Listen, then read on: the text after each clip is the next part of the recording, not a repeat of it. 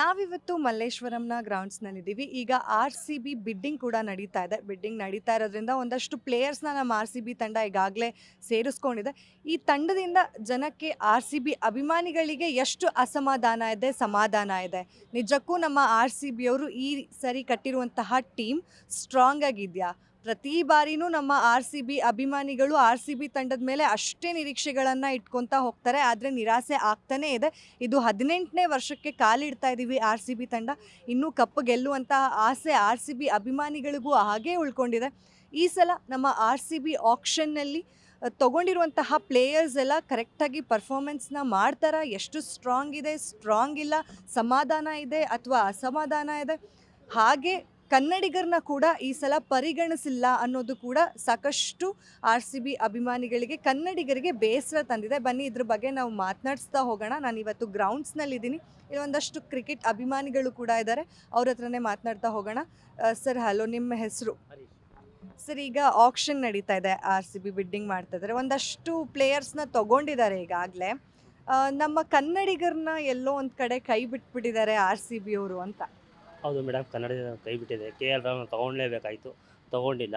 ತುಂಬ ಬೇಜಾರಾಗಿದೆ. ಆ್ಯಕ್ಚುಲಿ ಮಯಾಂಕ್ನ ತೊಗೊಂಡಿಲ್ಲ, ಅವ್ರನ್ನೂ ಅನ್ಚೋಡಾಗಿದ್ದಾರೆ, ಅವರು ತೊಗೊಂಡಿಲ್ಲ. ತುಂಬ ಬೇಜಾರಾಗ್ತಾಯಿದೆ. ಕನ್ನಡಿಗರು ಯಾವತ್ತೂ ಇವರು RCB ಅಂತ ಇಟ್ಟಿದ್ದಾರೆ ಅಷ್ಟೇ, ಕನ್ನಡಿಗರನ್ನ ಯಾರೂ ತೊಗೊಂಡಿಲ್ಲ ಮೇಡಮ್. ಇವರು ತುಂಬ ಬೇಜಾರಾಗ್ತಾಯಿದೆ.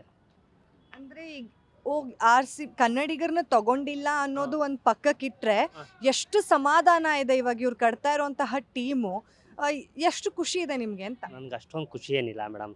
ಆ್ಯಕ್ಚುಲಿ ಹೇಳಬೇಕು ಅಂದರೆ ಕೊಹ್ಲಿ ಒಬ್ಬನು ಬಿಟ್ಟರೆ ಬೇರೆ ಇನ್ಯಾರು ಆಡೋಕ್ಕೆ ಚಾನ್ಸೇ, ಅಂದರೆ ಆ ಥರ ಆಡೋದು ಯಾರೂ ಇಲ್ಲ ಮೇಡಮ್. ಅದಕ್ಕೋಸ್ಕರ ತುಂಬ ಅಂದರೆ ಆಲ್ಮೋಸ್ಟ್ ಒಂದು ಸಲ ಡೌಟೇ ಮೇಡಮ್. ಈ ಸತಿ ಕಪ್ ಗೆಲ್ಲೋದಂತೂ ಡೌಟೇ ಮೇಡಮ್ ಈ ಸತಿ. ಅಲ್ಲ, ಹೇಸಲ್ವುಡ್ ಅವ್ರನ್ನ ತಗೊಂಡಿದ್ದಾರೆ, ಆಮೇಲೆ ಆಲ್ಮೋಸ್ಟ್ ಲಾಸ್ಟ್ ಟೈಮು ಇದ್ರು ಅವರು 2 ಟೀಮ್ ಮಾಡ್ತಾರೆ, 3 ಟೈಮು ಗಾಯ ಹೇಳುವಂಥ ಆಚೆ ಹೋಗ್ತಾರೆ. ಅದಕ್ಕೆ ತುಂಬ ಇದಾಗುತ್ತೆ. ಹೇಸಲ್ವುಡ್ ಅಷ್ಟೊಂದು ಇಷ್ಟ ಮೇಡಮ್. ಅದ್ರ ಬದಲು ರಾಹುಲ್ನ ತೊಗೊಬೋದು, ಇಲ್ಲ ಚಹಲ್ನ ತೊಗೊಬೋದಾಗಿತ್ತು, ಇಲ್ಲ ಸಿರಾಜ್ನ ತೊಗೊಬೋದಾಗಿತ್ತು. 12 ಕೋಟಿ ಕೊಟ್ಟಿದ್ರೆ ಸಿರಾಜೇ ಬಂದಿರೋರು. 12 ಕೋಟಿ ಕೊಟ್ಟು ಸಿರಾಜ್ನ ತೊಗೊಂಡಿಲ್ಲ ಇವರು. ATM ಕಾರ್ಡ್ ಇತ್ತು, ಅದನ್ನು ಯೂಸ್ ಮಾಡಿಲ್ಲ. ತುಂಬ ಇದಾಗ್ತಾಯಿದೆ ಸರ್.